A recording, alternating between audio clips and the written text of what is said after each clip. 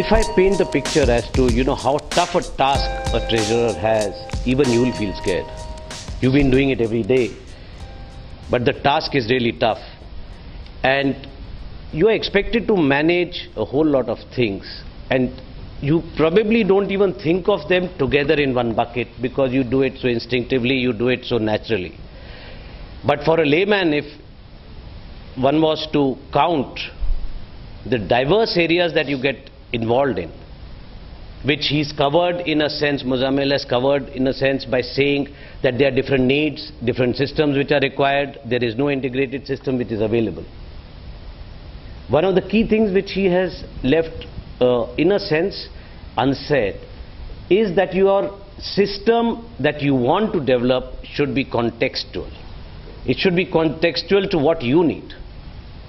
And that is why it may not come from the market, it may not come from an off-the-shelf place, it may not be there embedded in your ERP, because your requirements are different. You may have a generic common piece which is available, but there will be pieces which are not available. You will have to structure and you will have to think. Now, going back to what a treasurer does, and this is not in any particular sequence of significance because that mix changes for different organizations. So there is, first and foremost in the list is funds management. Right, you are responsible for the liquidity of the company, you are responsible for how you fund it. And that naturally includes cash management and working capital management. Yesterday I was speaking to someone in City and just picking her brains as to what a treasurer does. So she says, listen, treasurers don't manage working capital. They are given a fait accompli and then they try and, work and resolve or solve for that need. I somehow differ. Treasurers can actually drive the behavior of managers, business managers, in managing their working capital. So what they actually do is they put up flags and say this is not the direction you should be going in. You need to control your receivables better. Maybe they come out with strategies which get you the receivables off your books. Kind of discounting without recourse, those kind of structures which can be built. But I'm not here to speak about what the treasurer should be doing, but the list is, now they do surplus and deficit management. You heard two companies here saying that we are, or I think three of them, all three said that we have investable surplus and we are doing bond raising. So when you are surplus, when there's you still have to manage funds. When you are deficit, you are in drought, you still need to get funds. So you need systems which manage that. Then there's transfer pricing. In a banking scenario, transfer pricing forms the foundation on whether the other lines of business make money or they don't make money. Because a treasurer transfers, there's a liability product on which he pays, there's an asset product on which he earns, and there's a transfer pricing. And this transfer pricing today is not only for banks, this will be there amongst countries. When you have divisions in various countries, they will be, and mostly now driven by taxation. I mean, we've had cases where we've guaranteed an overseas subsidiary, 100% subsidiary, and the income tax is charging a guarantee rate. It's a corporate guarantee, free to me. But still they are saying, you will have to charge 2%. And that means actual cash flow. And because there is actual cash flow, jurisdiction of taxation, etc. starts affecting whether you've actually left money with the tax guy. So, there is FX management. There is risk management. You do interest rate risk, whichever you do liquidity risk, you do cash availability and financial risk management. Then there is increasingly reporting obligations. I mean, you can't get away from it. Someone said that the regulations are becoming more complex. And it all starts off actually because the risks are becoming more complex. And I'll come to that later. So there's financial reporting, there's MIS and regulatory reporting, and there's reporting which you need to do just to learn, just to manage what you are doing better. There's balance sheet management. Very few corporates, I'm saying very few, at the risk of being blown away, actually manage the balance sheet like banks do in terms of tenor mismatches. how banks actually cut their balance sheet in 15 days, 1 month, 3 months, 6 months, and they manage their assets and liabilities in that manner, not to leave a gap where the company could be illiquid. So whether corporates do that, whether it is worthwhile doing that, but sooner or later these kind of things will arise.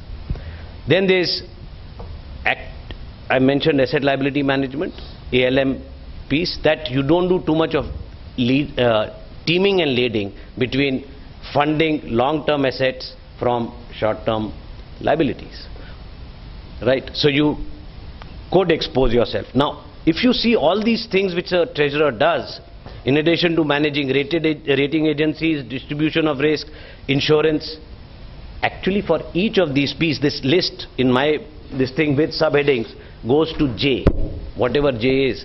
Now, up to J, you need systems which manages each piece. And whether it's Oracle, whether it is SAP, it doesn't provide you that information at one go. So like Muzammil mentioned, there's no integrated system. Actually, the treasurer has to be the integrator of information. He has to be an integrator of information in his mind. There are so many sources, there are so many diverse sources, diverse systems, diverse formats which come to you 24/7. And at the same time, you need to keep processing in your mind.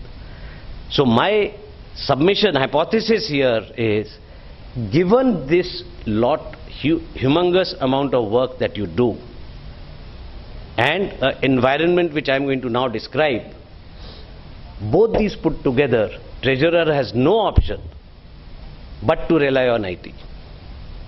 And rely on IT which is relevant and appropriate to that treasurer's need and that corporate's need. Look at the environment. We've looked at what the treasurer does. Look at the environment. The environment is becoming increasingly complex. The risks are becoming complex. If the risks are becoming complex, the products being offered to manage those risks are becoming complex. If the products are becoming complex, the regulations which govern those products are becoming more complex, more difficult to understand. Like he said, accounting earlier was a cakewalk. Today, you go around trying to find people who can account mark-to-markets and cash flow hedges, etc. You'll find very few. The products are becoming more derived. They're becoming more opaque.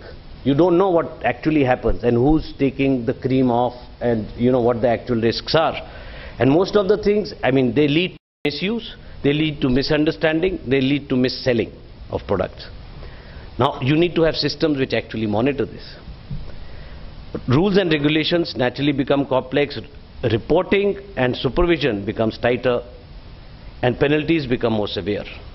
So the risks, the environment, just look at it. You are doing a whole lot of work and this is the kind of environment we work in. Frauds are larger and impact is more contagious. It will happen, and because of IT, whatever happens will be bigger and it will be faster and it will spread even more rapidly. The vagaries and volatilities of markets continue to amplify. Interdependence, this is a key thing. Interdependence, interconnectivity and interlinkages make it a big connected world. And hence the risks again become unmanageable manually. They are connected across economies, they are connected across jurisdictions, they are connected across even products.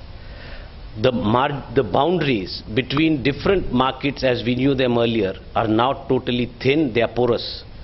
So what happens in the commodities start affecting you in the exchange markets, they start affecting you in all other kinds, futures markets and so on. The speeds of execution.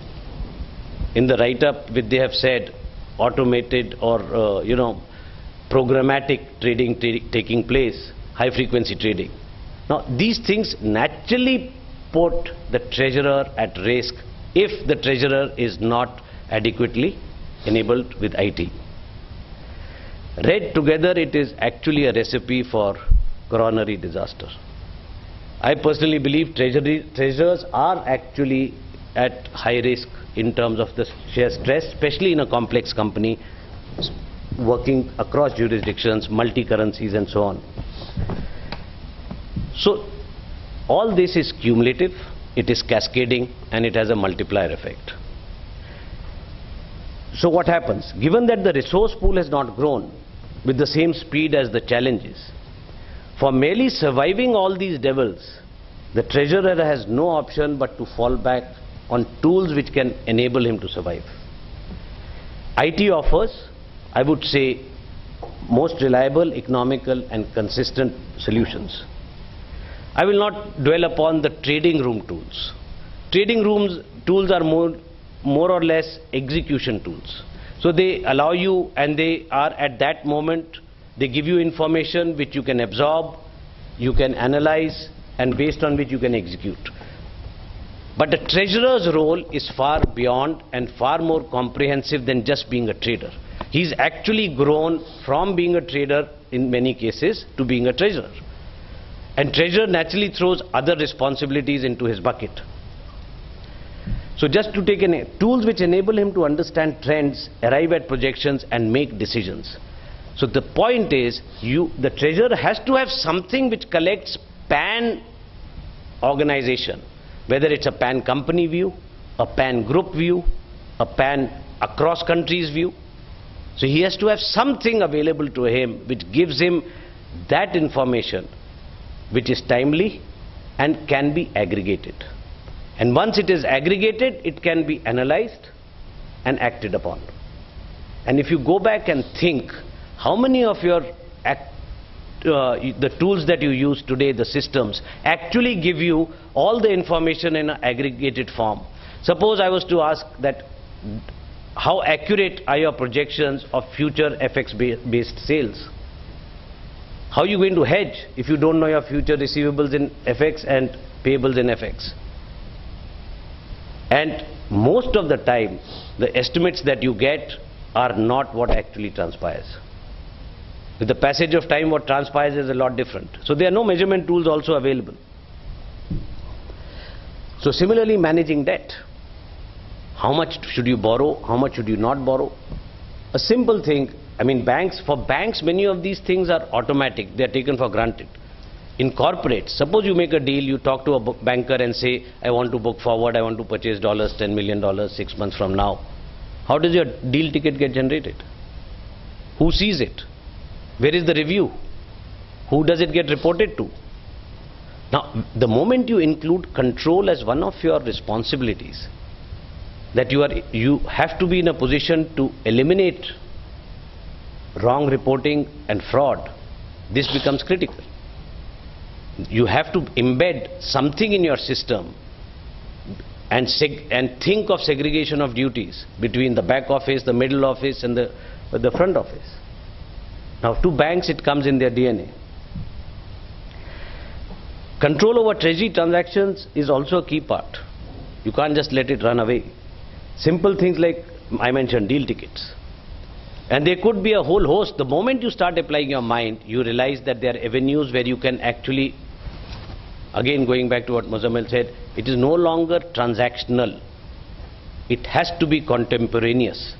When it happens, you should know. There should be a flag which says something wrong is happening. And these flags can easily be built.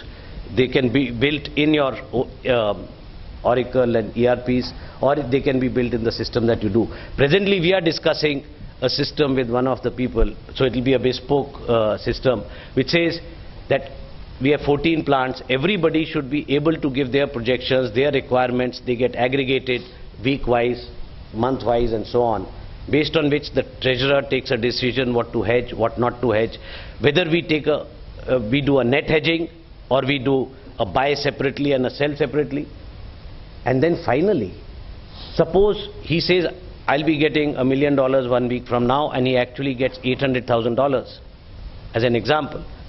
What do you do with the 200,000 loss on 200,000 that you've incurred? How do you pass it on? So part of transfer pricing.